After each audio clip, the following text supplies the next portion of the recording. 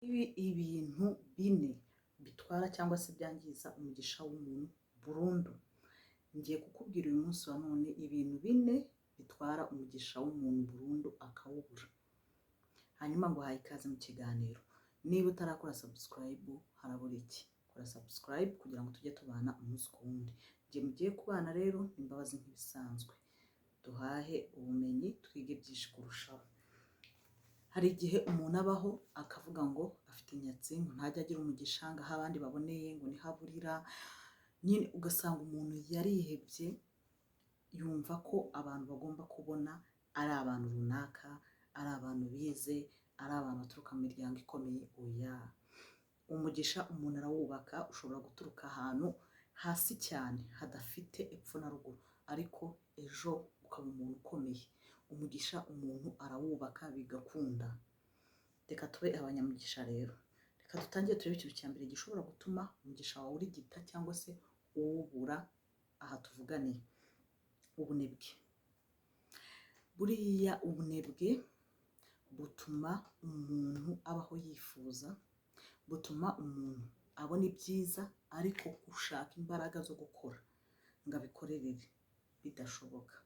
Iyo umuntu agira ubunebwe rero ni hahandi ujya kwa purayinga, ukapurayinga abandi bararangije kwa purayinga uwo mwanya barawutwaye. Ni hahandi ujya gukora ikintu ukagikora abandi bakivuyemo. Bizinesi igezweho ukayibona ntuhite ushaka kuyikora, ukavuga ngo nzayikora ejo. Ugatangira ikintu ukumva ntushaka guhozaho. Saa sita ndajya kwiryamira, saa nda ndajya kwiryamira, za saha ugiye kuryamiramo nibwo abakiriya baje. Are we together? Ya saha uvuze ngo ugiye kuryamamo ufunze butike, urumva winaniriwe, abandi nibwo bagiye gucuruza. Niba rero uzi ko ujya ugira ubunebwe muri wowe, buhagarike, kuko hari igihe kizajya kigera ukumva ko umugisha wawe wagiye, ukumva ko abantu bose bataguteza imbere, ibintu bifite abo byahariwe kubera ko wibatsemo ikintu bita ubunebwe. Mu gihe abandi barimo kujya kugura ibintu runaka, njye nzabigura ejo, rero ugasanga byahenze.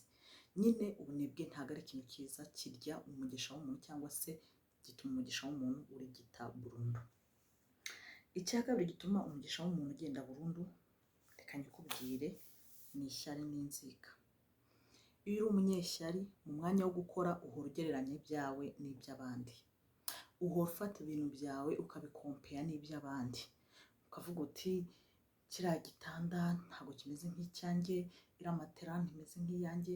Nyine umwanya, imbaraga wakabaye umukoresha uzinduka ujya mu kazi, ahubwo ukazikoresha uvugira kuri fone amasaha abiri urimo kugambana, ukazikoresha urimo kunegura, nyine ukazikoresha mu buryo bw'ishyari gusa.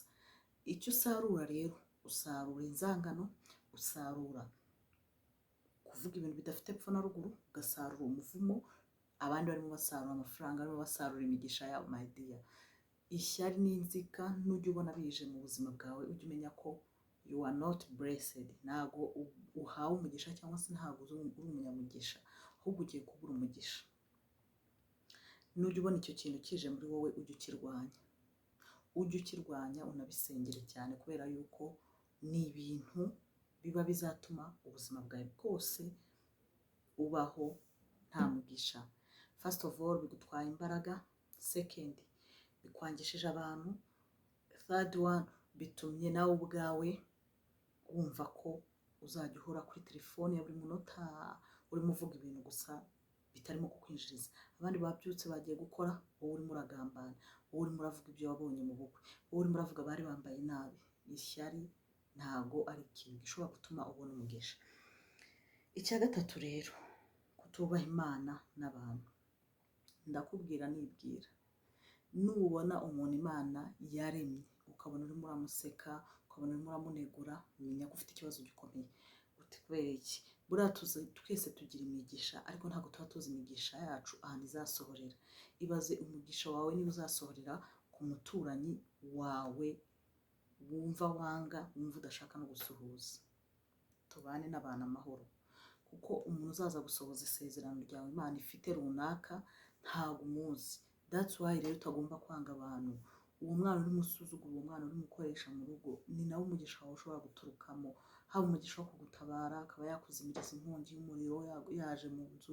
Nyine ntabwo uzi umuntu uhetse amasezerano yawe. Niyo mpamvu ugomba kubaha abantu.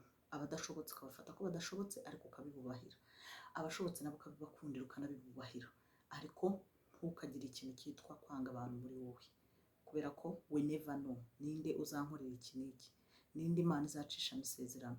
Hanyuma rero kwicara mu gikundi ukavuga ngo ngewe ngo uriya ngo ibintu by'Imana ngo ibintu bya gospel, nyine ugasanga ururimi rwawe ruri kwiyandurisha guhangana n'Imana cyangwa gutongana n'Imana cyangwa kuvuga nabi Imana, ntabwo bizakunda.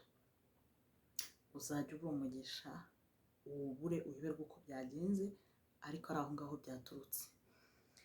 Icya kane rero ari nacyo cya nyuma, kubeshya no kutizerwa. Hari abantu batunzwe no kubeshya, akabeshya akava ku wa mbere akagera ku wa kabiri abeshya, akajya ahantu akavuga ati njya nkora ibi kandi nta kazi agira, akajya ahantu agashaka kubaho mu buzima nyine bwo kubeshya, bwuzuye kubeshya, bwo kugaragara ko akennye kandi akize, kugaragara ko akize kandi akennye, nyine ntashake kuba we. Ibyo bintu bituma umuntu abura umugisha. Kutizerwa byo rero, uziko reka nkira kuri icyo kintu cyo kubeshya, uziko ushobora kubeshya umuntu ngo ufite akazi yaragiye kukakurangira. Satani ni mubi. Ushobora kubeshya umuntu ngo ufite akazi yaragiye kukakurangira. Ushobora kubeshya umuntu ngo njye nta kibazo nkomerewe neza, yaragiye kuguhesha akazi akabyihorera, umugisha ukabura wubuze. Reka nkomeze rero kutizerwa. Kutizerwa ni ikintu kibi cyane. Hano ushobora kujya no kuri butike, niba bagukopa n'ikibiriti kubera yuko bazi ko utari umwizerwa, babona ko ibyo bintu utazigira ubisohoza, utazigira ubibishyura. Twige kuba abizerwa, twige kuba abanyakuri. Ngira ngo mwabyumvise, ibintu bine bituma umuntu abura umugisha. Tureke n'ibindi, gusenga ni kimwe ariko ibi bintu ukaba wabyubahirije. Twabonye icya mbere ubunebwe, kabiri tubona kutubaha Imana n'abantu, gatatu tubona ishyari n'inzika, kane tubona kubeshya no kutizerwa. Ndabakunda rero, kora subscribe, usharinge video yacu igere kure hashoboka, naho utaha Imana ibarinde. Njye mwari kumwe n'Imbabazi nk'ibisanzwe. Bye bye.